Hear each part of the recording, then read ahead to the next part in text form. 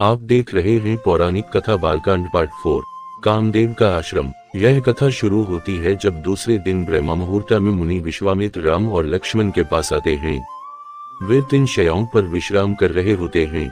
मुनि ने उन्हें जगाते हुए कहा, हे राम और लक्ष्मण, जागो, रात्रि समाप्त हो गई है और थोड़ी ही देर में पूर्व दिशा से भगवान सूर्य उदित होंगे।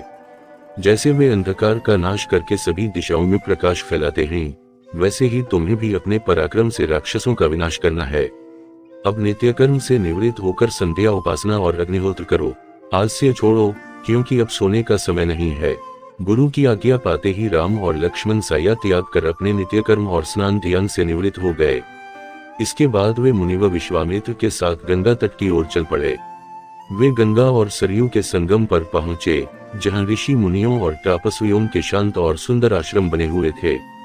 इन आश्रमों में एक अत्यधिक रमणीक स्थान देखकर राम ने अपने गुरु से पूछा, हे गुरुवर, यह सुंदर आश्रम किस महर्षि का निवास स्थान है? विश्वामित्र ने उत्तर दिया, हे राम, यह एक विशेष आश्रम है।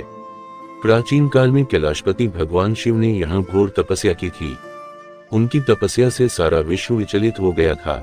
उस समय देवराज इंद्र को भय हुआ कि शिव की तपस्या से उनका स्वर्ग का सिंहासन संकट में पड़ सकता है, इसलिए उन्होंने कामदेव को शिव की तपस्या भंग करने के लिए भेजा।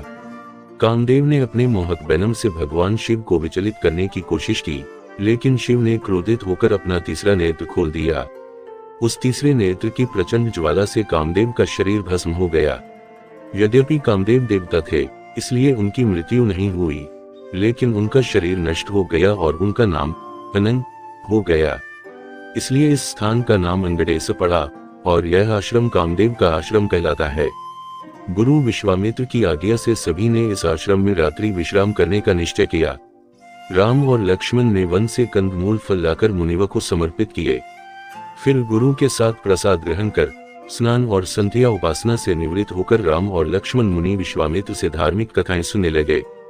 दिन के अंत में गुरु की सेवा करने के बाद वे गायत्री मंत्र का जाप करते हुए 3 शैयाओं पर विश्राम करने लगे।